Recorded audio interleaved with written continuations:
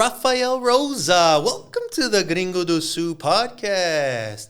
Seja muito bem-vindo ao podcast do Gringo.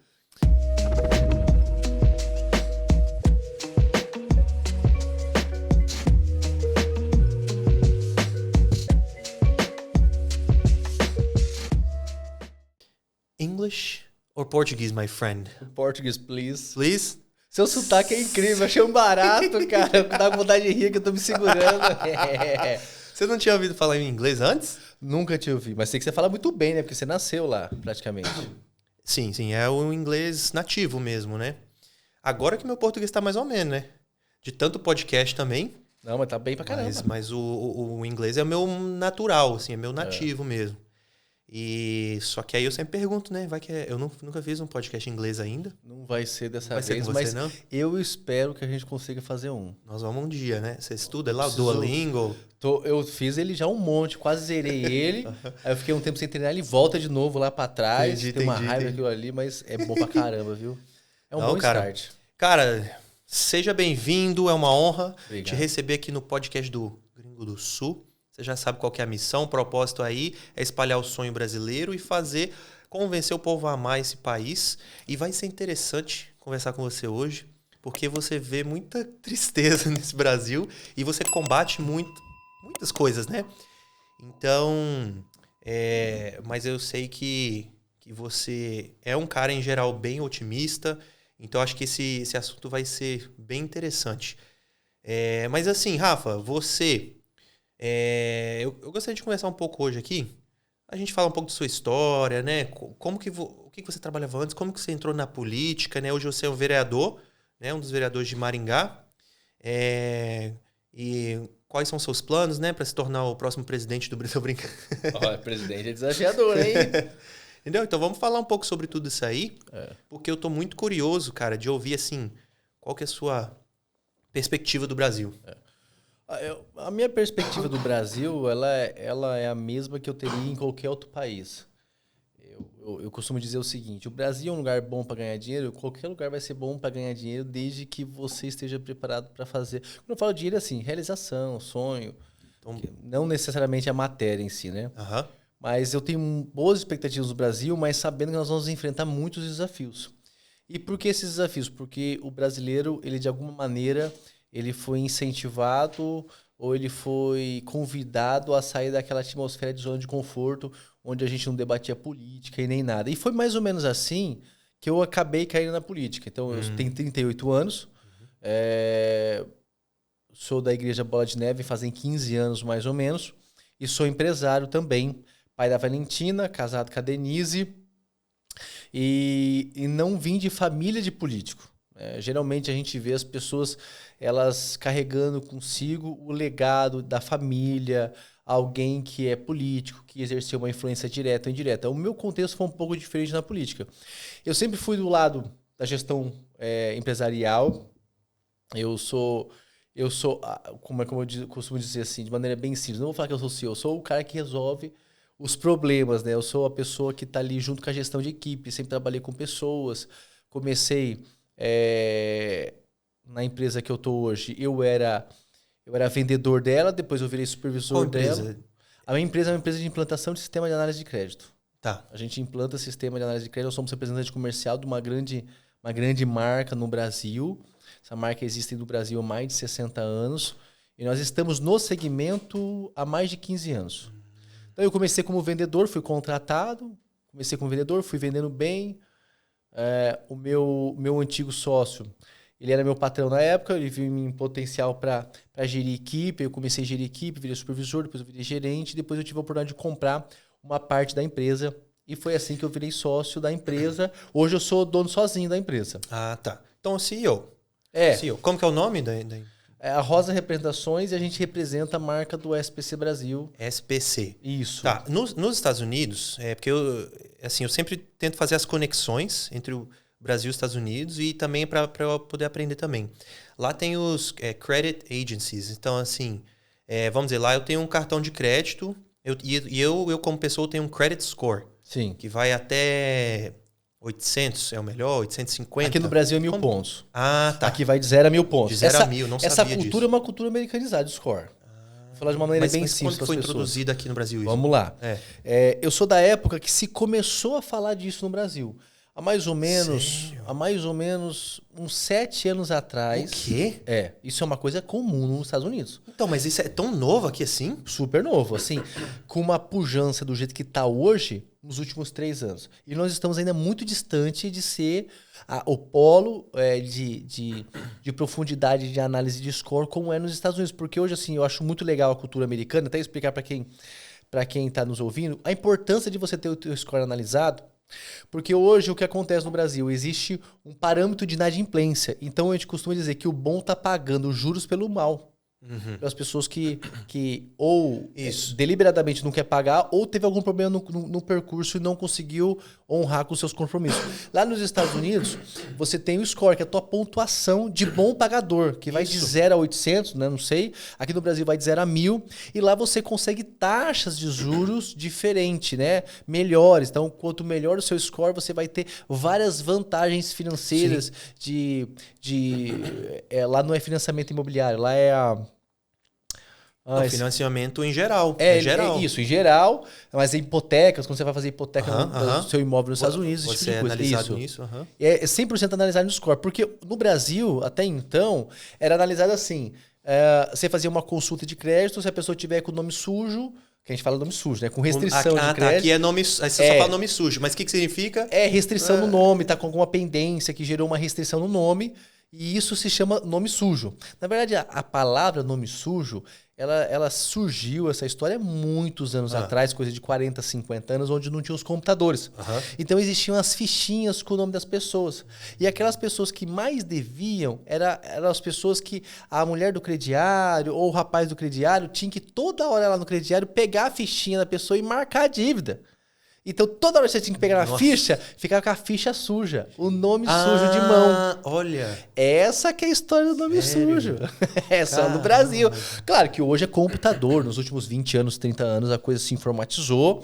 E hoje, com um clique, você consegue ter todas as informações do seu cliente. E o score é uma coisa que está começando no Brasil ainda. Gente, eu tô chocado com isso. Isso. Chocado com isso. Tanto o score como o cadastro positivo, que já é uma evolução da ideia do score. Né? Que vai trazer não só informações restritivas de coisas que você teve de dívida no passado, mas a sua qualidade como bom pagador. Você também vai ser premiado, não só em ter restrições, mas se você paga em dia ou se você paga até antecipado as suas contas para gerar cada vez mais pontuações positivas para você. Então isso é uma coisa que está acontecendo no Brasil ainda, está muito cru, na minha opinião.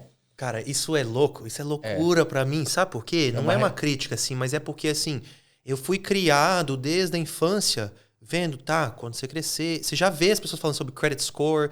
A importância de você estar com as contas em dia. A importância de estar com as contas em dia. E também, só que assim, tem um lado um pouco sinistro também por trás do credit score, tá? Que é assim, o sistema tem os benefícios, você consegue crédito, você consegue comprar uma casa com juros mais baixos, quanto melhor seu score. Mas tem o lado sinistro também, que o sistema ele tenta fazer você ficar preso no crédito, ou seja, preso em dívidas. Então, por exemplo, uma das táticas para ter um bom credit score é você gastar muito. E você ter compras no parcelamento. Isso, no parcelamento. Porque é isso que vai direto. Todo mundo pergunta, Rafael, como é que melhora o meu score? Você sabe que agricultor geralmente tem score baixo. Ah, é? Eles são excelentes pagadores, mas eles pagam todo o dinheiro à vista. Isso. E o sistema não gosta disso. Isso. Entendeu? Então, assim, tem o lado bom, tem pró e contra, né? Sabe uma coisa que eu vou... Desculpa te cortar. Vou resumir uma coisa que é verdade. Você acha que a indústria farmacêutica quer ver você curado? E você acha que a indústria bancária quer que você... livre. Isso. Ele quer te tornar dependente do sistema. Ele quer. Só que, assim, se você tem... Cara, se o brasileiro, se ele só adquirir uma educação básica financeira, ele consegue usar esse sistema e se beneficiar dele. Então, eu acredito nisso. Você já ouviu falar Dave Ramsey? É um grande cara, educador das finanças. E ele tem o Dave Ramsey Baby Steps. O que é os Baby Steps? Para se libertar financeiramente, viver livre. Primeiro, pague suas dívidas. Segundo passo é juntar um emergency fund, um fundo de emergência, para sobreviver por um mês se acontecer alguma coisa. A gente chama no Brasil de fundo de socorro, né? Um recurso de socorro. Isso. Então ele tem esse espaço assim, e ele fala assim, um dos passos dele, ele fala assim, queima, corta todos os seus cartões de crédito. Eu sei por que ele faz isso, porque a maioria das pessoas não consegue se controlar. Mas assim, se você conseguir descobrir uma disciplina, você consegue usar o crédito para o seu benefício, ganhar um credit score e tal. Pontuação e tal. Eu tenho uma estratégia, assim, eu falo com propriedade, eu já me enrosquei no cartão. Tá. Principalmente assim, a gente vai tendo cada vez mais limite, e se você não dominar esse limite e se tornar impulsivo, isso vai gerar uma bola de neve negativa em você. Então, hoje, o que eu faço? Depois de ter errado na vida, ainda mais como empresário, eu parcelo no mínimo possível de parcela. E, acho que uma coisa que o brasileiro... Acho que a sociedade em geral, não vou falar com o brasileiro, mas a sociedade em geral comete um erro muito grande, é que ela faz o quê? Ela fala assim, acho que essa parcela cabe no meu bolso. Não é a parcela que tem que caber no seu bolso. É a compra inteira. Isso, porque é o seguinte, você tem que entender que vão surgir surpresas ao longo da tua caminhada. Sim. Então, eu faço o seguinte, eu parcelo o máximo que eu vou fazer em 5 vezes. A minha prática, quando eu preciso parcelar, preciso. Então, se eu preciso, é no máximo em 3 vezes. Sim, sim. Isso jogou lá embaixo a minha chance de eu me enrolar, ou me endividar, ou perder o controle da coisa. E assim, eu falo para todo mundo, de forma muito pontual você tem que usar o parcelamento. Eu uso, não dá nada. Não, tudo bem, se você é dessa média, parabéns para você. Eu não sou dessa média, eu prefiro pagar à vista ou no mínimo de parcela possível. Sim. Isso já vai me dar um score muito bom.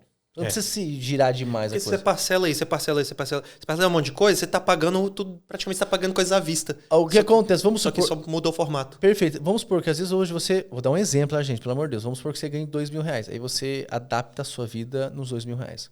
Se você passa de ganhar R$2.000 para R$5.000, eu te garanto, você se adapta numa velocidade.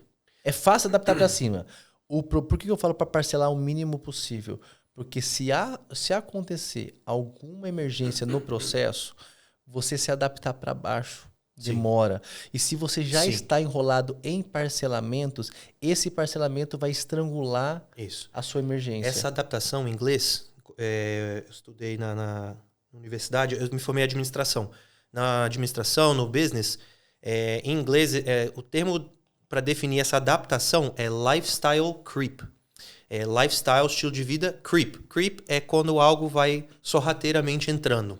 Entendeu? Então, assim, é uma adaptação que vai sorrateiramente. Você acha que você... agora eu posso fazer tal. Agora eu posso... Por causa desse pulo de 2 para 5. Então, para mim, é assim...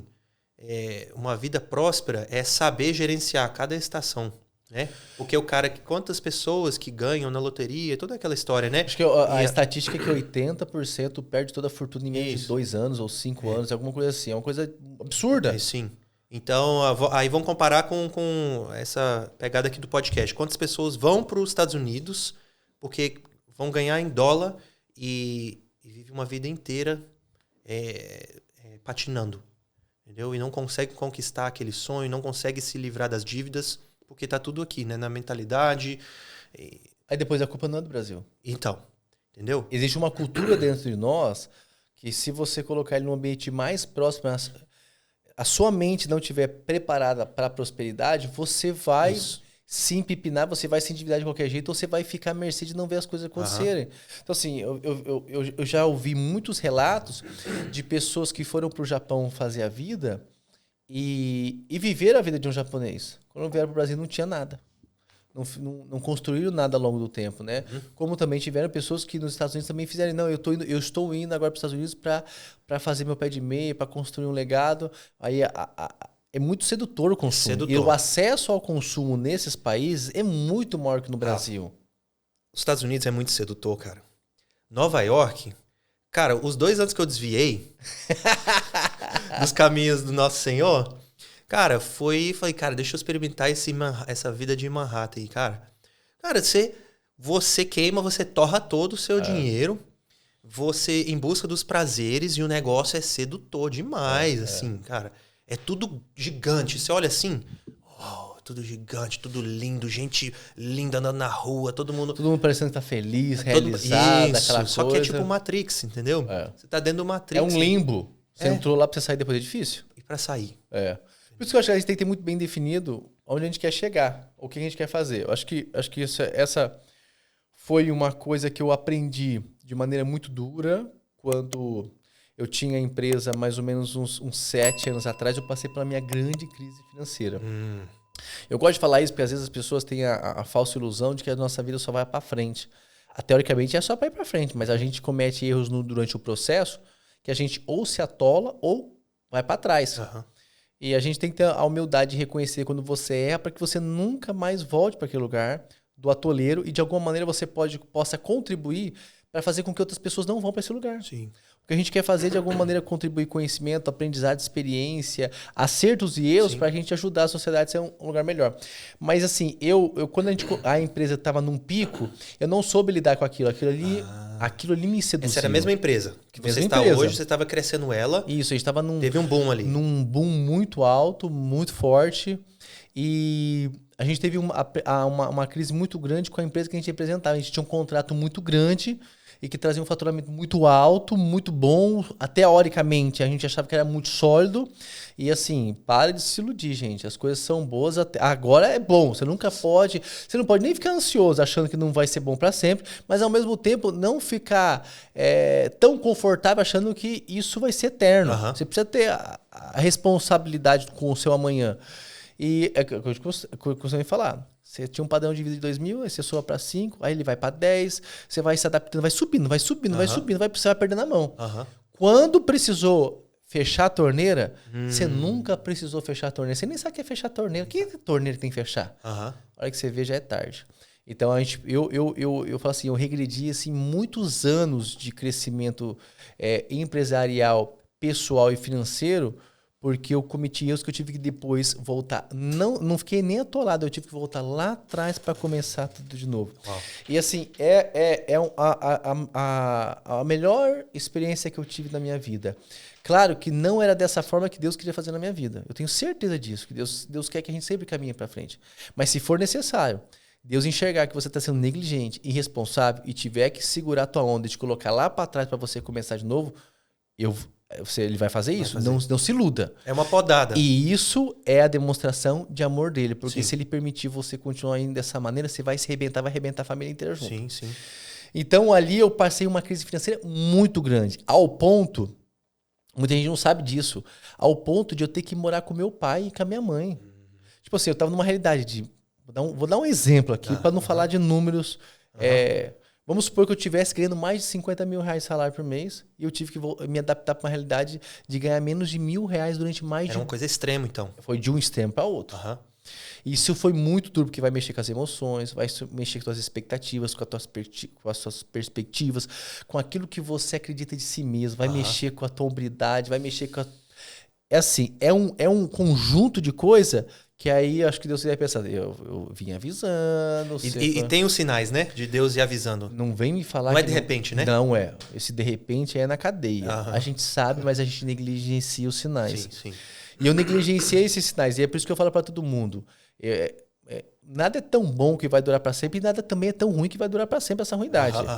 Então, assim, eu acho assim que eu tive um grande aprendizado de nunca mais cometer os erros que eu cometi antes, colocar como prioridade aquilo que vai me alavancar para frente, aquilo que vai trazer prosperidade, crescimento e sustentabilidade econômica para o meu negócio. Então, quando eu tomo uma decisão hoje, eu não tô... Por exemplo, eu vou numa loja, eu poderia... Vou dar um exemplo, tá? Poderia financiar uma Land Rover, por exemplo.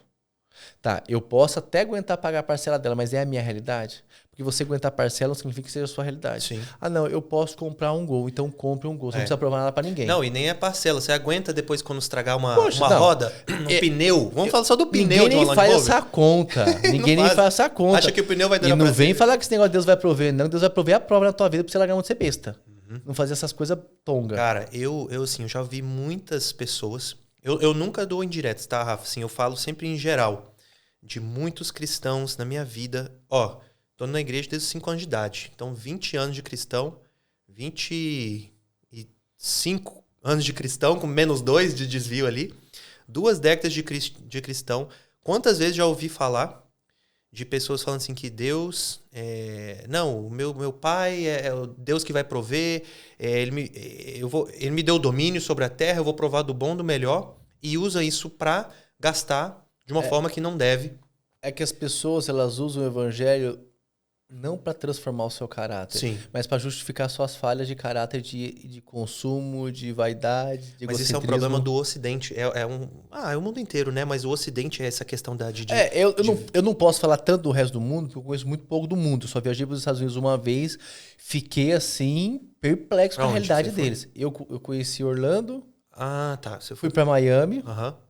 Aí eu conheci um pouco da região de Miami, um pouco de Orlando e as cidadezinhas vizinhas de Orlando. Mas só isso, foi uma viagem mesmo de férias. Meu sonho era conhecer, todo mundo tem um sonho de ir pra Disney, né? Sim. Eu tive a oportunidade de conhecer. Legal. E eu conheci lá, mas foi coisa de 2 semanas, mais ou menos 2 semanas e meia. Mas eu fiquei impactado, porque teve uma parte de me marcou muito na viagem, quando eu tava em Miami. Primeiro que você quase não fala inglês em Miami, né? Espanhol fortíssimo, português, né? Você sobrevive. As pessoas têm até dificuldade para falar inglês lá. Mas teve uma região, eu estava numa região assim mais simples, que é uma região muito bonita de Miami, assim, mas era mais simples, você percebia. E eu via nas garagens, as caras simples, mas bonitinhas, tinha Cadillac, tinha não sei, tudo carrão, isso Fusion. Que ano? Qual ano foi isso aí? Faz uns 8 anos atrás. Então. Né? Hoje você pede um Uber lá, vem um Tesla. Não, cara, o acesso às coisas lá é muito materiais grande. grandes. É muito. E o brasileiro se ilude demais com isso, cara. Demais. Hoje eu dirijo um carro inferior ao que eu tinha lá. E, inclusive, eu até peguei um carro... Tenho certeza que o teu carro inferior aqui é 10 vezes mais caro que o teu superior de lá. Cara, é assim... É difícil de comparar, mas lá eu fazia o leasing. Aqui no Brasil não tem muito, não é muito popular. Eu só fazia um contrato de 3 anos e eu alugava um carro, porque era tão barato.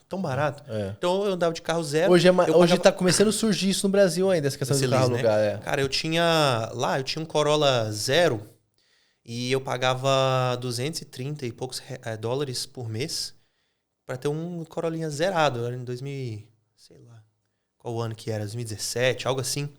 Entendeu? E falei, cara, precisava mais... Só que depois, conforme a família foi crescendo, casei, então a gente pegou um carro melhor, um carro maior, e também tinha a questão da neve. Aí eu acabei pegando uma SUV lá, só que também era lease, também de 3 anos.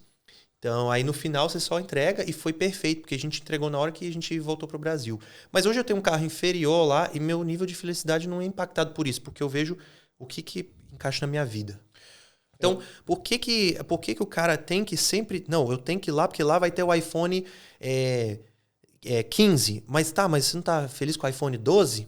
Porque 10 anos atrás não tinha nem um iPhone 7, sei lá. Isso. Então, agora, você sempre tem que ser o próximo. Cara, chega num ponto que o Brasil já tem tudo já que precisa, assim. Uhum. Não é atraso mais de 20 anos das coisas daqui com lá, né, Rafa? Eu acho que o nível de felicidade, ela não pode estar atrelada ao que você tem. Sim. Porque senão, se você não tem, então você não é. Eu costumo dizer assim, que as coisas boas, elas proporcionam coisas felizes. Por exemplo, assim, tenho condição para viajar, vou viajar. Eu preciso de um médico, eu pago o plano, eu tenho as condições de ser bem atendido por uma estrutura boa. Isso aí tudo é legal. Mas a tua felicidade, ela não pode estar atrelada a esse ter, porque se você estiver passando por um momento de você não ter, você vai ser infeliz. E vou te falar com vocês, tem uma coisa que atrai felicidade, traz prosperidade, é você ser feliz com as coisas que você tem. Não é ser acomodado, mas você ser feliz. Grato. Isso, você tem o entusiasmo, a motivação, a paixão de você ir avançando. Se você vai começar um negócio, e às vezes você não tem muito dinheiro para começar ele. Geralmente a gente começa o negócio na fé, sonhando. Uhum. Um dia a gente vai estar desse jeito. É sempre assim que começa. Mas se você não estiver feliz com aquele começo, e você tem que limpar o chão, fazer o café, atender o cliente, ser a secretária, ser o gerente, ser o diretor, você não vai conseguir avançar ao ponto de a tua empresa crescer e você lidar com as dificuldades iniciais que você vai iniciar para você fazer a tua empresa crescer, prosperar, para você ter toda uma estrutura que é o sonho que todo mundo tem. Não, mas, cara, essa parte aí do que você trabalha, eu não sabia que você trabalhava com isso. E eu achei muito legal. E eu ainda tô chocado, cara. Porque nos Estados Unidos, há agências de credit ranking agencies. Na verdade, eu acho que tem 3 só. 3 que dominam todo o mercado. As empresas de rating? Que você tá falando... pro cidadão comum brasileiro conhecer, a gente chama de rating. Aqui é rating? Rating. Tá. Aqui é... Isso, sem o sotaque. Tá. Que aqui a gente tá com best-seller. Vocês que tem o sotaque, eu não tenho, vocês que tem. É do norte mesmo. Então, as agências que dão o rating, que é o O Hank, que foi as grandes responsáveis pela crise imobiliária nos Estados Unidos. Claro, né? Porque tem o lado sinistro, tem o lado oculto do negócio, que é a ganância. Vamos fazer todo mundo se endividar, vamos fazer todo mundo gastar, porque eles vão aumentar a pontuação dele. Então compra casa, casa, pum, né? 2008. Então isso foi mesmo, isso. 2008. Então, por isso que eu falo, é um negócio, é o sistema, é o Matrix, né? Mas pra mim é diferente que, tipo assim, você... tipo, como que uma pessoa individual, o indivíduo então pode abrir uma agência hoje de rating? Não, nós não somos uma empresa de rating. Nós Você prestam o serviço para as empresas poderem fazer essa análise dos seus clientes. E aí cada empresa tem a sua política de crédito.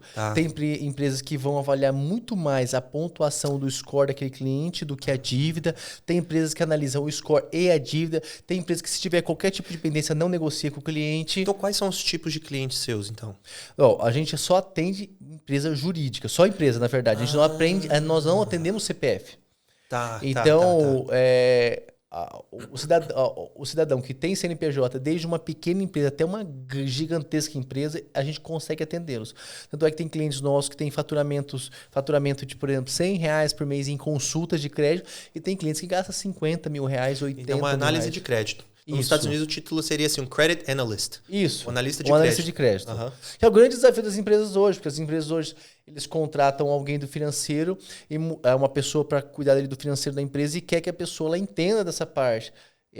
Esse é um dos grandes desafios nossos e um papel muito importante da nossa empresa, que a gente não só vende o sistema, mas a gente treina, capacita, instrui, acompanha, porque muitas vezes as pessoas elas perguntam: por que você analisa isso dessa maneira? A gente pergunta para o analista: não sei, me falaram que era, se tivesse isso para não fazer isso. Eu falei: não, mas é importante você ver isso, você ver isso, ver isso, porque essa cultura ainda é muito distante do Brasil. Sim.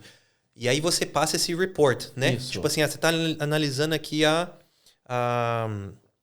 essa empresa e tal, você report, você faz um report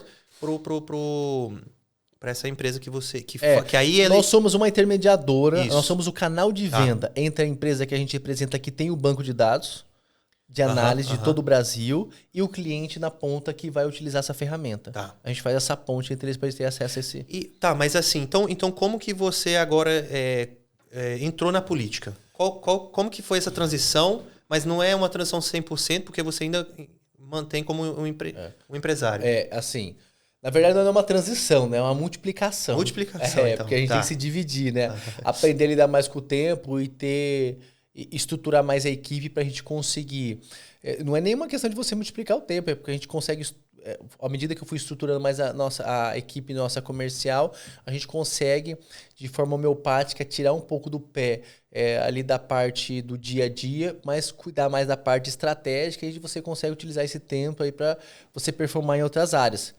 A política foi uma coisa, eu sempre costumo dizer assim, foi um sem querer meu, mas e acredito muito que foi um querer de Deus. Eu nunca nunca tive presunção nenhuma de entrar para a política.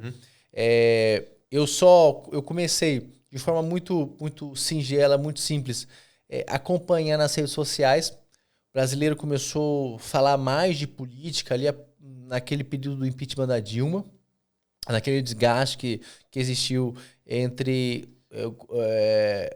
os deputados federais, o governo federal, a população, crise econômica e por aí vai. E se começou a surgir nas redes sociais muitas falas sobre política. A gente tinha muito mais liberdade que a gente tinha hoje, né? Mas estamos trabalhando para restaurar. Mas, e a gente começou a discutir muito isso de política. Algumas pessoas literalmente só discutiam e brigavam, outras pessoas queriam debater, entender e participar de alguma maneira. Foi assim que um pessoal da minha igreja, que era assessor de um deputado estadual que residia em Maringá, me chamou um dia para participar de uma reunião de política, para debater política mesmo. E eu falei: tá bom, vamos lá. Eu comecei a participar mais dos eventos, mais dos debates políticos, fiz muitas amizades, me aproximei demais com a liderança, que tinha um movimento político aqui em Maringá muito forte. Na época que esses movimentos de ir pra rua, de fazer passeata, de carro de som e por aí vai, eu comecei a me aproximar cada vez mais dessas pessoas, e um dia Um deles, que era um dos presidentes do movimento, falou, cara, você tem um perfil para ser político. Eu falei, imagina, não tem não. Eu falei, tem, você tem um jeito, você se comunica bem, você conversa bem, a gente conhece a tua história, é esse padrão que a gente está procurando para nos representar lá dentro. Eu falei, cara, eu não tenho família de político, não é... Eu sou do setor privado. Eu falei, mas é essa experiência que você tem que a gente precisa levar para o setor público. De priorizar o que é prioridade, de pensar em menos em aumento de impostos e mais facilidade de gestão econômica das empresas, tem mais facilidade para trabalhar no Brasil, ter mais liberdade econômica. Trazer o caráter também, né? Isso, porque você... de caráter, né? E sem falar dos fundamentos, aquilo que é a tua primazia de vida.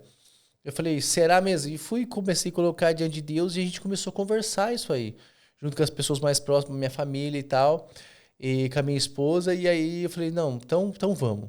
Foi a primeira vez que a gente tentou as eleições, e se você olhar, era um cenário bem desafiador, porque era pandemia ainda. Tá.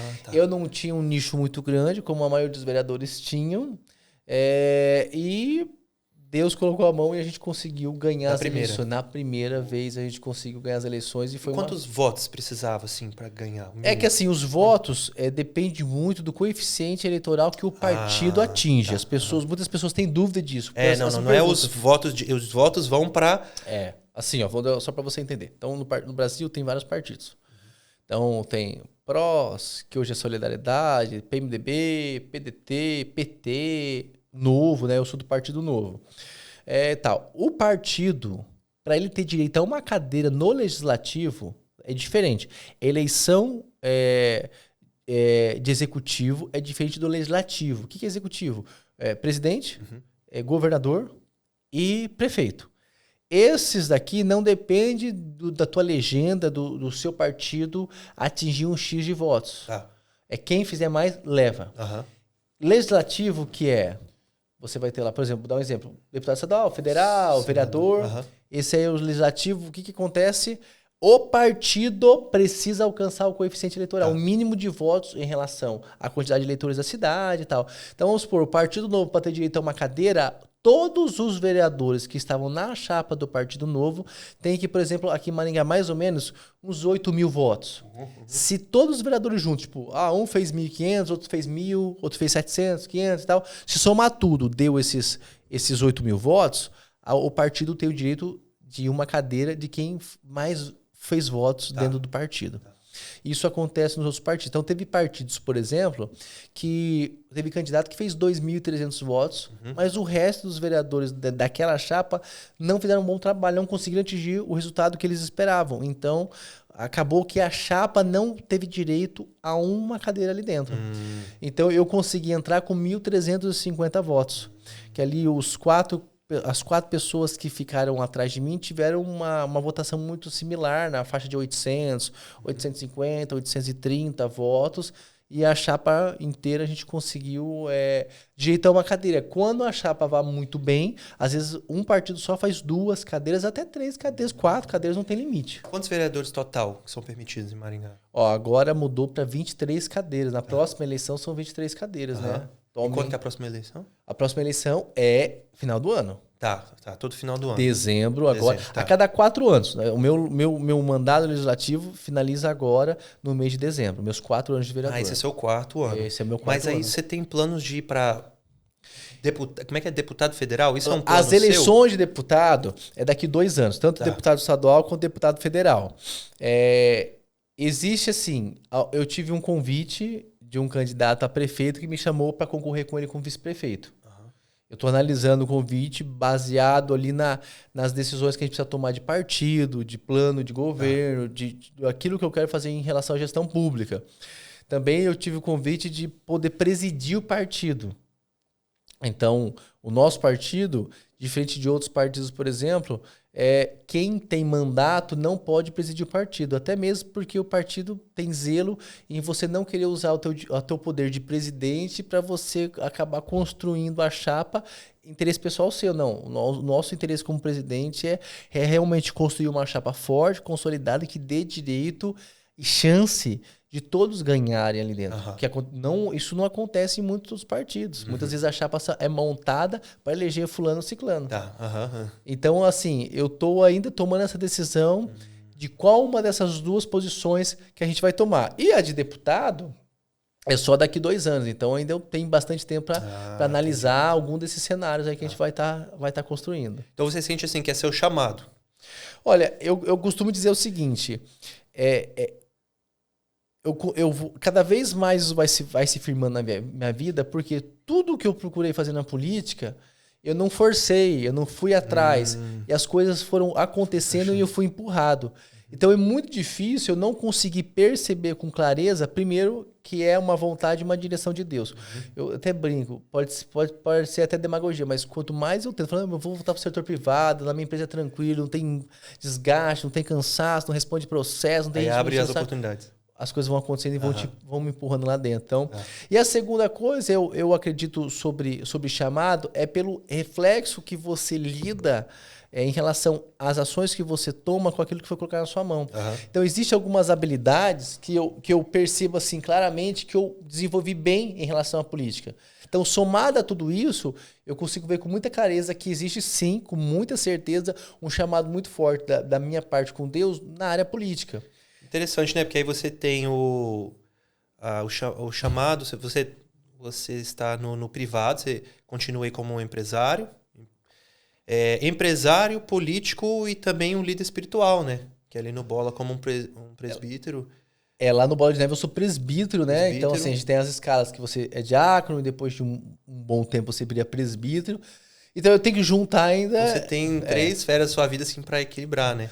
E eu não consigo abrir mão de uma dessas esferas. Muitas pessoas falam assim, Rafael, você não tem que dar mais gás na tua vida política? É verdade. Você não tem que abrir mão de alguma coisa? As 3 coisas eu sou muito apaixonado. As 3 coisas eu gosto muito. O que eu procuro fazer é o seguinte, eu tento levar de uma maneira que ele não vire um fardo, e ao mesmo tempo eu procuro sempre fazer aquilo que dá fruto e faz sentido. E acima de tudo, principalmente, se você fosse me perguntar qual que é o chamado principal que você enxerga em você, é o ser um multiplicador daquilo que eu acredito. Eu procuro, na política, mais preocupado de eu ser um político famoso, conhecido, eu quero poder, de alguma maneira, incentivar, instruir, capacitar com que pessoas que têm essa linha, essa visão, essa paixão, esses princípios, eles se ambientalizem e se lancem na política para que, ao invés de ter um Rafael, você tem muitas pessoas até muito melhor do que o Rafael. Sim. E acho que esse é o objetivo principal. Que seus discípulos, pessoas que você treina, que vão mais longe que você. Eu nem vou dizer assim a palavra discípulo, mas eu vou dizer assim as pessoas que foram startadas durante a minha caminhada, que têm aquele potencial, aquele preparo ou aquela chama que só precisa de alguém ali para apadrinhar, para preparar, para ajudar, para que elas possam crescer e viver aquilo que Deus colocou no coração delas. E além de tudo isso ainda, você... Todo sábado de manhã você tá lá, né? Não é todo sábado de manhã, tá. Mas dentro da minha escala eu tô lá fazendo o jardim da igreja. Limpando o jardim. Você sente que isso, de uma certa forma, te mantém humilde, te mantém assim, pé no chão? Esse tipo de atividade? Você fala, cara, porque assim, muitas pessoas falam assim, não, agora eu sou... Tá, agora Deus me promoveu. Mas isso é uma forma, né, da gente manter o pé no chão, cara. Mas aqui é obra de Deus, eu não sou maior, não sou menor que ninguém. Eu acho assim, eu acho que uma das maneiras que Deus analisa o coração das pessoas para ver se elas estão preparadas para outros níveis é o que a gente vem fazendo com aquilo que Deus já colocou na nossa mão. Já tem. Então, assim, eu não negligencio de onde eu vim e nem o que eu sou de verdade, porque o que eu sou de verdade não é aquilo que eu tenho, é aquilo que eu sou. Porque enquanto eu tocar minha vida, eu caminhar na minha história, lembrando quem eu sou, eu não dependo daquilo que eu tenho. Porque aquilo que eu tenho pode me enganar do que eu sou, ou pode enfraquecer quem eu sou de verdade. Sim. Assim, essa história do jardim, só para você entender que o Elias aqui conhece minha rotina, conhece as pessoas ali da igreja, mas eu procuro de alguma maneira mostrar para todo mundo e ser uma influência positiva, que não importa o que você tem, importante o que você é. E ao mesmo tempo é uma forma que eu tô próxima das pessoas. E se conecta com o povo. Eu me conecto às pessoas e levo de alguma maneira isso que está no meu coração para as pessoas e mostrar que não está distante, está muito próximo deles de viver essa realidade. E eu costumo dizer assim com muita sinceridade, eu posso ter muitas coisas, mas essas coisas não podem ter quem eu sou. E sabe uma coisa que eu gosto muito de você também, Rafa? A pontualidade. Porque isso é uma coisa que o americano gosta muito e eu lutei muito com isso lá, eu aprendi na marra, sabe? Assim, aprendi sofrendo mesmo, sendo criticado e tudo pra mudar isso. E claro, não sou perfeito com isso, só que tem a oração dos homens, né? Todo sábado lá às 7. E aí tem o momento do cafezinho. Posso rasgar aqui? Pode. O americano ama isso. Cara, oração dos homens. Você tava lá. 7 em ponto. Bom dia, homens. Eu falei assim, nossa, é disso que eu gosto, cara. É disso que eu gosto. Porque assim, não é o culto principal, não é tal, mas é uma oração do sábado de manhã e 7 em ponto. Quem me conhece sabe o valor que eu dou no tempo. Sim. Porque eu acho deselegante que as pessoas...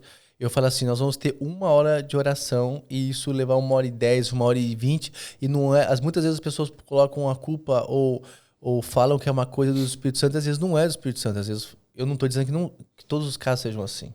Mas estou dizendo assim que no mínimo que o Espírito Santo espera é que você tenha responsabilidade com o tempo das pessoas. Sim. Quando eu nunca iniciei um culto, até hoje na minha vida, às vezes que eu ministrei, 3 minutos ou 2 minutos atrasado. Você pode ter certeza que você vai me ver. 1 minuto antes, eu já levanto e eu vou estar lá na frente. Sim. E eu vou estar esperando virar o relógio, esperar a contagem e eu tô pronto. E Rafa, isso é um exemplo. E aí é estranho porque as pessoas olham e falam assim, não, mas isso é ele. Mas você também, a pessoa que tá ali sentada também tem que tomar essa atitude, cara. Sabe? Assim, nossa, esse negócio que me incomoda, cara. Porque aí a galera tá tudo lá. Só que tá tomando um café, tá não sei o quê, aí entra 7:02. Eu falei, mas 7:02 já tá atrasado. Você tá aqui 20 minutos atrás. Mas você constrange as pessoas à medida do ponto. Que nem o que você tá falando assim, Rafael, eu gostei, eu vi, isso me chamou atenção. Quem começa a chegar atrasado começa a ser constrangido. Você começa a ficar com vergonha. Assim, a gente só muda a cultura a partir do ponto que a liderança ela insiste no certo. Vou insistir no horário. Sim. Então, a minha mãe me ensinou muito esse negócio. Isso aqui é uma coisa que eu falo assim com clareza. A minha mãe fala assim, saia antes, se prepare antes. Vou dar um exemplo aqui para você entender. Eu treino 6 da manhã. Antes eu treinava 5:30 da manhã, mas eu estava precisando acordar muito cedo e você estava gerando um desgaste muito grande físico. Eu estava chegando assim na sexta-feira acabado, não estava conseguindo dar nem 3% de atenção para minha filha, porque eu vivia cansada, com sono, bocejando e tal. Então eu falei assim, não, essa meia hora está fazendo muita diferença. Eu preciso tirar o pé e reconhecer que eu não estou conseguindo. E aí o que acontece? Eu poderia acordar às 5:30. 5:30 eu me apronto rápido e já vou lá. Isso não existe pra mim. Primeiro que eu não gosto de fazer as coisas atropelado, porque eu fico ansioso, afoito, com medo de chegar atrasado, porque a minha cabeça tá assim, eu vou chegar atrasado, eu sei como é que é. Eu acordo pontualmente 5 da manhã. Eu vou fazer as coisas com calma. Eu sei quanto tempo eu vou levar pra tomar banho, eu sei quanto tempo eu levo pra tomar um café, eu sei quanto tempo eu levo pra pôr a roupa, levar o cachorro para fazer a sujeirinha dele. Uma oração, tempo de oração. Eu tenho assim, mapeado o tempo que eu preciso para tal coisa. Eu faço as coisas com tranquilidade, chego no horário, entro e faço. Então, as pessoas falam assim, eu não tenho tempo para treinar, não tenho tempo para orar, não tenho tempo para o trabalho. A gente tem tempo. O que a gente faz, infelizmente, é desperdiçar tempo. Sim. E não ser organizado e não pagar o preço de fazer as coisas com horário. Mas o horário, para mim, assim, é importante. Tanto é que eu falei para você, falei assim, a gente consegue começar hoje, tal horário? Eu falei assim, Rafa, eu consigo, o limite é esse. Falei, beleza. Eu dei um jeito de sair antes do horário. É que na portaria eles me seguraram 7 minutos lá pra me liberar. Não, eles são, às vezes enrola. Mas foi legal pra caramba. Consegui consegui cumprir. Não, eu cheguei aqui, eu já tava com o olho no relógio. Nossa, é maravilhoso. Não, depois que minha filha nasceu, foi assim, teve uma fase muito difícil de ajustar. Eu fiquei louco que um ano inteiro eu não conseguia chegar nos lugares no horário, até ajustar essa primeira fase ali. Eu sofri com isso. Né, cara, assim, a bebê, porque assim, um monte de coisa, ela não dormia, ficava um ano inteiro sem dormir direito e tal. Então eu fiquei bem atropeladão. Mas em geral, agora que a gente começou, né? E aquela frase clássica, amor, espera um pouquinho, ela não dormiu bem, ela precisa dormir um pouquinho mais, a gente sai daqui a pouco, vai chegar atrasado. E aí, até conciliar tudo isso, né? É. Só que um costume que eu tenho ali na igreja, tá? Que eu gostaria de espalhar essa ideia para as pessoas, porque talvez as pessoas nem pensam nisso. Você tá lá, vamos dizer, o culto vai começar às 7. Quer dizer, todo domingo ali, 18 horas, né? Então, assim, vamos dizer que você vai pregar, você vai abrir o culto 18 horas. Então, você já tá 2 minutos ali antes, já em pé, pronto, olhando pro relógio, 18 horas, boa noite, igreja, paz do Senhor. Então, quando eu olho para isso, eu falo, opa, eu tenho que replicar. O que eu faço? Eu sempre levanto antes do fulano, de você, do pastor, abrir e falar, vamos levantar, igreja? Isso é um ato pra mim. Isso não é um ato pra ninguém. Não tô nem aí se as pessoas estão olhando, mas pra mim, eu tô mostrando pro meu próprio espírito e pra mim, na vida, que eu não vou esperar uma chamada de ação pra agir. Tipo assim, eu vou levantar antes de alguém me pedir pra levantar.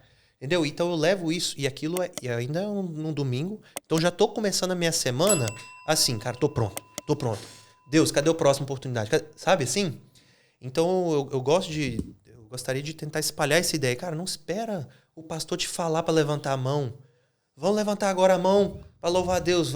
Cara, grita, pula, conforme o seu espírito, porque é você que vai conduzir sua vida, sua adoração com Deus, né? Uhum. E aí você leva isso pra... Isso não faz sentido, sim? Não, eu não tenho dúvida disso. E eu acho assim,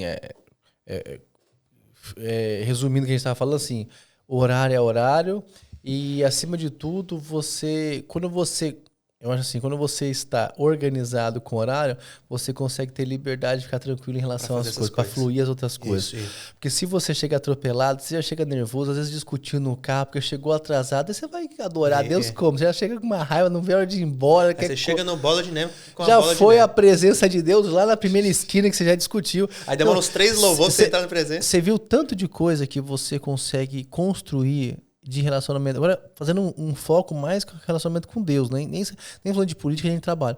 Mas você viu o teu relacionamento até com Deus por você conseguir cumprir e se organizar com o horário? E você acha que Deus, né? Não vê? Entendeu? Claro que vê. Né? Deus é um Deus de detalhes. Ele vê, opa, o cara chegou pontualmente pra me adorar, você acha que ele não vai se mover o coração de Deus? Você sabe de uma coisa assim? Você sabe que tem gente que tem um costume muito grande de sempre estar chegando atrasado, por exemplo, no culto. Mas se para assistir o jogo do Corinthians e do Flamengo, ele tá lá, no primeiro apito ele tá assistindo. Então, aquilo que você dá honra é aquilo que você recebe na sua vida. Recebe. Então, se você coloca com prioridade essas coisas... Tipo assim, gente, eu não sou psicopata, mas o que a gente tá querendo dizer? A gente leva com muita responsabilidade isso. Eu já tive vezes, por exemplo, assim... Eu tive um fato, por exemplo, que aconteceu 2 semanas da Valentina.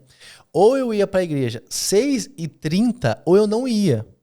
Eu preferi ir às 6h30 para não perder o culto. Mas eu entendi o contexto do que aconteceu com a minha filha, e a gente não conseguiu sair da onde nós estávamos por causa do horário. Eu falei assim, tudo bem, eu tiro o pé. Mas assim, quando a gente faz... Aquele fato, uma exceção é uma coisa. Exceção, você não pode máximo fazer meia hora. Isso, você não pode fazer da tua exceção o estilo de vida. Aquilo acontece sempre, 10 minutos, 15 minutos, 20. E outra coisa, tem negócio de 10 minutos, eu tenho uma raiva do caramba. Tem gente que chega a 10 minutos atrás todo dia. Eu tenho um amigo de treino. Eu não vou falar o nome dele, mas na próxima vez eu falo. Todos os dias, eu não vou dizer todos, mas 90% dos dias do ano. Eu não vou falar que é o Will, não, que eu não falei um negócio desse, que essa é coisa de fofoqueiro. Mas 90% dos dias do ano, eu te garanto categoricamente com ele. Ele chega 10 minutos atrasado. E eu falo, por que você chegou 10 minutos atrasado? Eu falei, cara, eu tava cozinhando. Eu falei, cozinha 10 minutos antes. O que foi? Cara, eu tava aprontando as coisas pra ir pro trabalho depois. Apronta 10 minutos, deixa essa mochila pronta antes. Eu tô aqui desde as 6 esperando. Porque ele falou assim, você marcou um negócio comigo. Cumpra esse negócio comigo. Não respeita o meu tempo não, cara. Nossa, eu fico doido, cara. Eu fiquei doidão aqui nos primeiros anos aqui. Maringá, Brasil em geral. Fiquei louco com isso. Aí até... Não acostumei ainda não. Não, mas a gente não pode acostumar. Não. Eu acho que a partir do momento que você se acostuma com coisas ruins, você se torna tão ruim quanto aquela coisa. Então eu acho assim... Eu prefiro que o povo ache que eu sou chato do que eu baixar meu padrão. Mas assim, o que eu costumo falar assim, mas é chato você ter respeito com o outro? Né? É chato você cumprir a tua palavra? É chato o teu sim ser sim e o teu não ser não? A única coisa, o que eu vejo é, talvez vai ser chato pra quem não valoriza, mas aí você vai filtrando os seus círculos e vai entrando pessoas na sua vida que te valorizam mais. Por exemplo, se colaborador chegar atrasado, é uma das coisas que eu avalio muito quem vai ser promovido comigo, quem vai crescer comigo. Porque assim, eu nunca, até hoje, graças a Deus, louvado seja Deus por isso, eu nunca paguei um dia atrasado em um colaborador. Eu falo aqui ao vivo, eles podem assistir. Se eu estiver mentindo, pode colocar nos comentários, pode me denunciar, fazer o que for. Eles vão ser o primeiro a bater palma lá, porque eles sabem que eu pago sempre antecipado. Eu não me lembro, desde o ano passado, porque agora começou o ano agora, de eu ter pago no 5º dia útil. Eu lembro, normalmente eu pago no 3º, no 2º ou no máximo no 4º. Então, assim, todo mundo gosta que eu pago adiantado. Então, eu chego no horário. Eu não tô pedindo nem pra você chegar antes. Eu tô pedindo pra você chegar no horário combinado. É que eu tive um contratempo. Contratempos pode acontecer. O que você não pode fazer do teu contratempo é um estilo de vida. Isso. Se o teu estilo de vida é um contratempo, a tua vida nunca vai ser organizada e vai pra frente.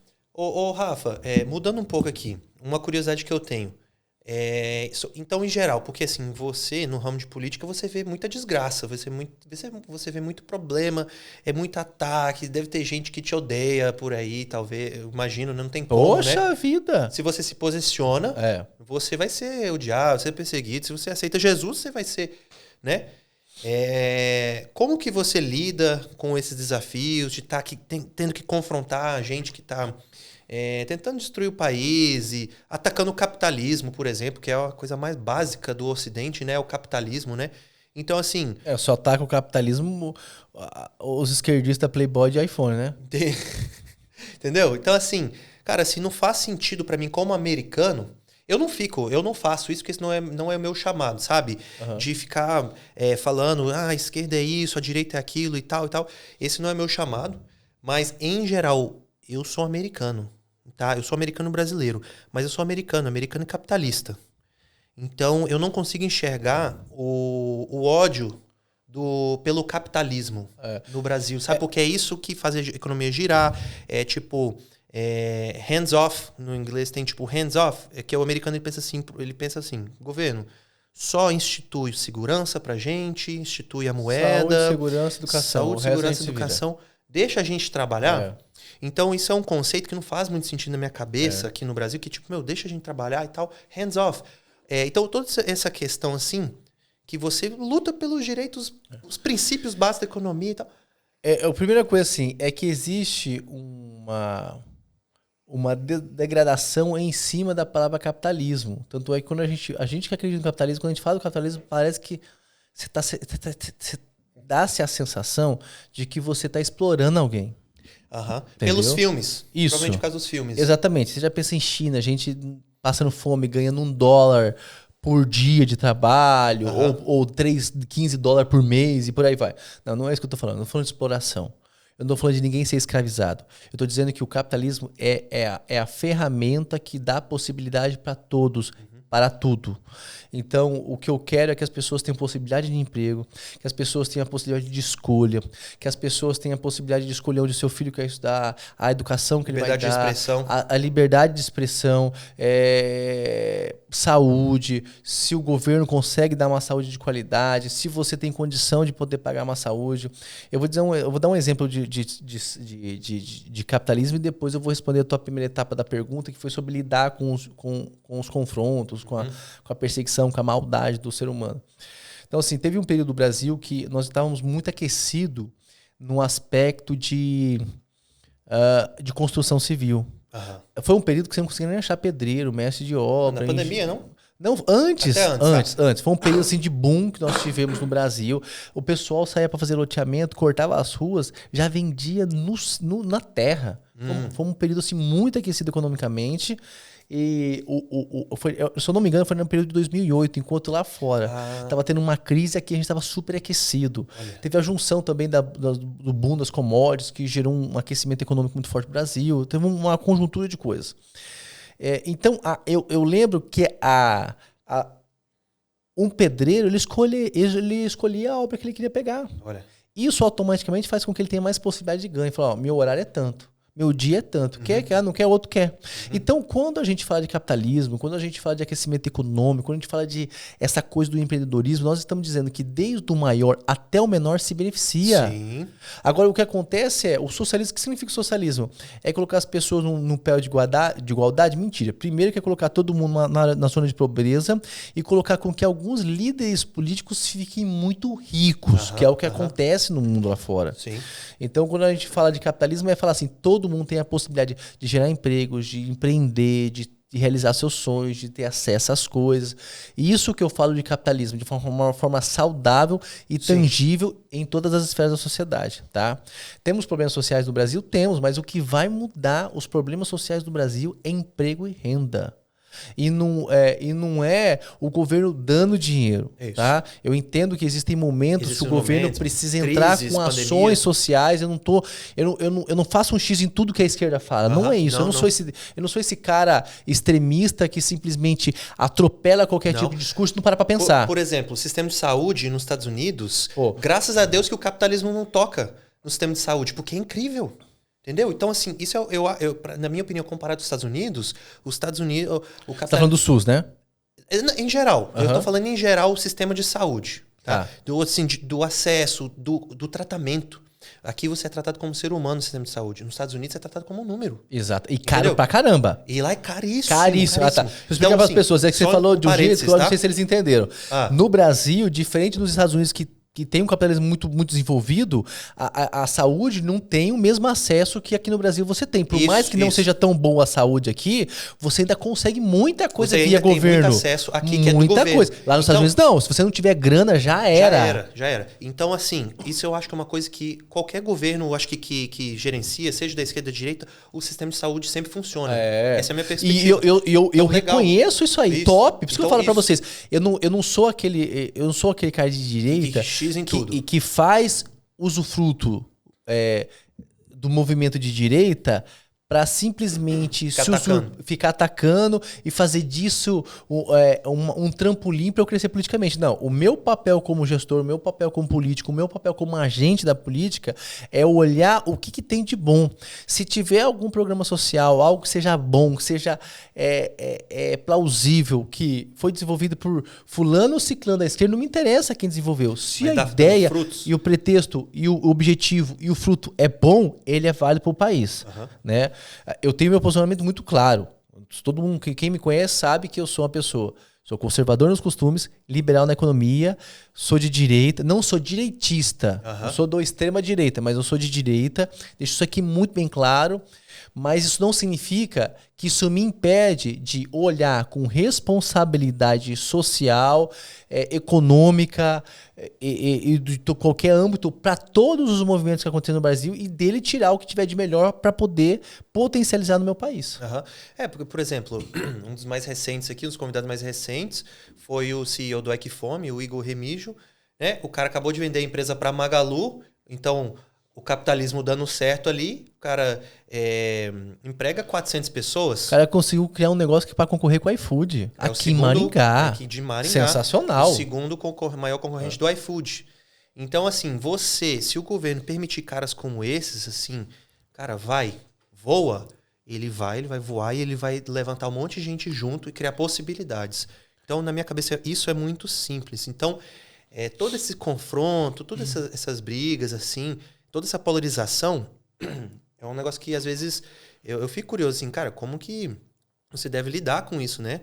Ou talvez te atacando ali, aí você tem que se defender, porque você não pode ficar quieto. A questão da polarização, vou explicar pra você, gente, é que alguns políticos, eles enxergaram, dentro dos seus extremos, uma possibilidade de liderar pequenos grupos da sociedade e que esses pequenos grupos trazem a reeleição para eles. Então, eles ficam nesse embate, muitas vezes nessa guerra, para dizer assim, eu te represento. Eu estou te representando. Existe um interesse muito grande por trás disso. Né?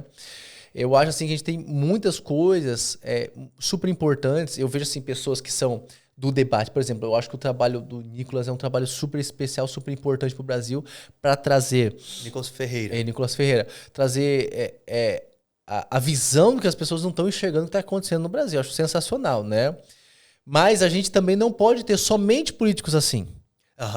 Entendeu? Senão senão só vira um debate. Não que o Nicolas só faça isso, né? Ele agora está na comissão de educação, está sofrendo muito lá perseguição para poder tirar um pouco essa ideologia esquerdista que vem sendo implantada aí dentro dos setores da educação. Agora, a questão de saber lidar com os desgastes, com o debate, assim, o que mais me entristece é a maldade do homem. Na política, eu consegui ver de uma forma muito mais profunda o quanto as pessoas são más. Porque Quando você não coloca o interesse da sociedade em primeiro lugar, para você colocar o seu interesse, a sua vontade, a oportunidade de você se beneficiar de algo, de um acordo, de alguma coisa, você mostra o lado mais mal do homem, porque isso vai custar alguém que vai ficar sem exame lá na fila do SUS, alguém que não vai conseguir uma cirurgia emergencial, alguém que está precisando de alguma coisa. Então, eu pude encontrar dentro da política muita maldade humana. Corrupção. Pessoas assim, elas corrompem de forma deliberada, muitas vezes, e ainda se escondendo na imagem de cristão, muitas vezes. Isso me deixa mais triste ainda. Né? A imagem do bom mocinho, mas por dentro o cara ele tá fazendo muita coisa errada. Mas também eu consegui encontrar na política uma parcela que vem crescendo cada vez mais de gente que quer fazer a diferença. Os primeiros 2 anos para mim foi os piores anos da minha vida. Eu pensei assim várias vezes em desistir da política. Sério? Porque assim, para e pensa, você paga altos impostos, paga direitinho, tem uma vida tranquila na sua empresa, você vê teu negócio crescendo, você vê a coisa evoluindo, aí você entra pra política, você vê pessoas, às vezes até na tua igreja te achacando, te destruindo nas redes sociais, falando mal de você, coisa que a pessoa nem perguntou, por que você votou isso? Por que você acha que isso vai ser melhor? A pessoa não quer perguntar, mas ela quer ser um justiceiro de redes sociais. Então no começo foi muito difícil, porque eu vi as pessoas que eu já tinha pouco apoio. Porque você lutar contra o sistema, você tem pouca gente para te apoiar. Gente para pedir favorzinho aparece de monte. Mas gente para te apoiar, você lutar contra o sistema, são poucas. E aí eu vi assim, infelizmente, até pessoas próximas, mas não amigas, mas próximas, de alguma maneira, ou por inveja, ou por raiva, ou por alguma coisa, ou porque a pessoa é infeliz com a vida dela e ela transfere isso para alguém, te apunhalando, te achacando. Mas depois de um tempo... Assim, é por isso que eu falo. Você vai criar na casca grossa ali. Você tem que colocar muito... Eu vou dizer que eu nem queria a casca grossa. Tá. Porque se você criar a casca grossa, no fundo você tá ferido ainda por dentro. Você só protegeu com alguma coisa. Tá, gostei. Faz sentido. Então, assim, você tem que colocar muito a tua esperança em Deus e ter a tranquilidade de que o que você tá fazendo é o certo. Eu sei que eu posso olhar pra trás e não ter vergonha do que eu fiz, do que eu votei, do que eu lutei, do que eu nunca recebi coisa errada, nunca aceitei proposta alguma. Então, eu vou permitir com que Deus seja o meu justiceiro, porque ele vai abrir as portas e mostrando pro mundo a luz que tá dentro de mim e vai me conduzindo para os caminhos que ele quer que eu consiga. O tempo revela, né? O tempo revela todas as coisas. Né? O tempo revela o fruto que essa árvore vai dar. Porque essa árvore um dia vai dar fruto. Por isso que o tempo mostra quem as pessoas são de verdade. Sim. Eu tô há 15 anos dentro da igreja. Eu não troquei de igreja, eu não saio falando mal de pastor, eu não falo mal da minha liderança, eu cuido da minha vida e procuro dar bons frutos. Quem tá comigo conhece o meu coração. Eu falo assim, ó. Você tem que ser aquele velho ditado, né? Não sei se tem costume de falar aqui no Brasil. Você tem que ser a mudança que você quer ver no mundo. Qualquer lugar, cara, seja na política, seja na igreja, seja no trabalho, gerente, você vai ficar lá, mas olha lá, e reclama. Cara, então seja aquela diferença lá, vai e faz então. Vai e faz. Quantas coisas que eu vi aqui na nossa própria igreja que eu falei, cara, não, isso não tá legal, porque lá nos Estados Unidos era assim. Então, eu não fiquei assim, não, porque lá nos Estados Unidos... Porque senão, tipo, Elias, volta para os Estados Unidos, então. Eu não ficava, não, lá nos Estados Unidos era assim, então. Eu falei assim, não, nos Estados Unidos isso aqui era assim, então eu vou sugerir essa ideia aqui, e onde eu conseguir achar espaço para influenciar e melhorar as coisas, eu consegui fazer. É isso aí. Entendeu? Porque imagina eu, então, morar num país de primeiro mundo. Eu tenho muito mais razão para reclamar de coisas, né? E aí tô aqui... Então, cara, vê uma diferença? Você tá reclamando da política? Entra na política. Pergunta pro Rafa. Rafa, eu tenho uma sugestão. Você acha que... Não, o povo só quer atacar e não quer ser uma mudança. Eu falo pra todo mundo, para as pessoas assim, seja o protagonista das coisas. Seja o protagonista. Você... É muito fácil a gente só apontar problemas quer ver uma coisa?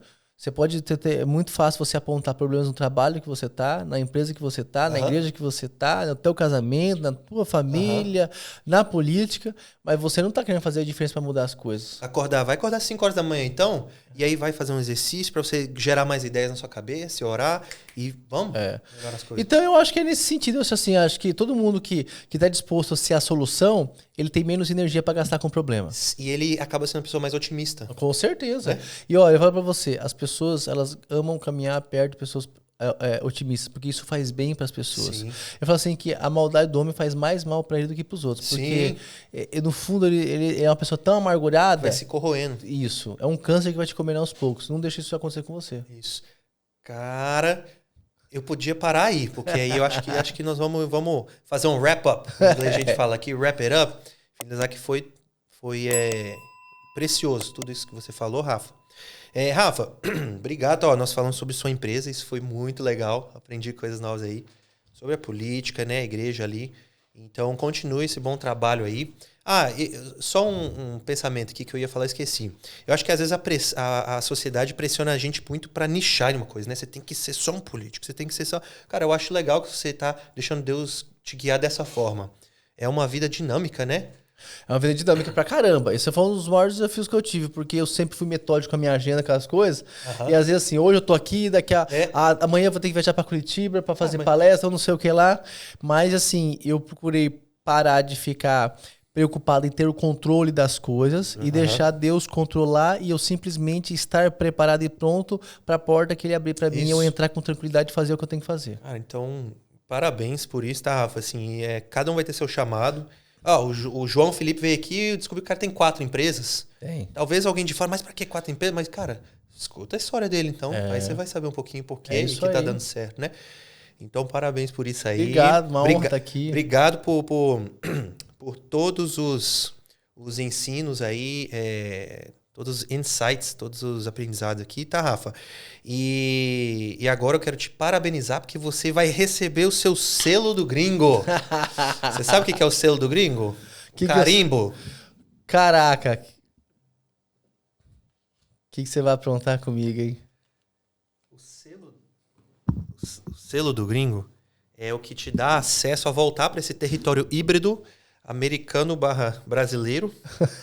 Essa man cave. Essa man cave aqui. Man cave. É tipo green card, mas é o gringo card, tá? Gringo card. Gente, ele é muito criativo. Esse cara, meu Deus, sério. Você sabia que eu falo pra todo mundo, eu acho o esposo da Gi muito parecido com Jesus, né? O esposo da Gi... tá. Eu sempre falo, gente, ele parece Jesus. Eu vejo ele lá de cima do puto. Gente, ele tá com cabelo solto, ele tá igualzinho Jesus. Mas como assim? Por quê, gente? Talvez você não viu, tá? Isso aqui, ó, é por causa disso. Gente, é sério. Eu não sei não se é reencarnação. Tô brincando, falar isso não vou. Você viu que eu não sei se você já viu, mas agora eu tenho minha sandalinha de Jesus. Aquela marca lá... Não sei se é aquela marca lá, mas aquela sandalinha meio de couro, assim. Sei. Então agora só falta aquelas vestes brancas, assim.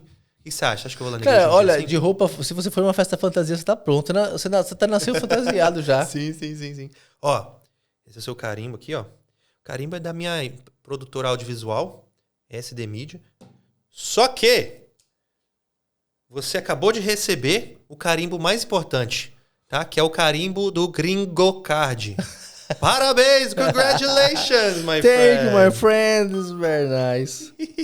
Cara, obrigado.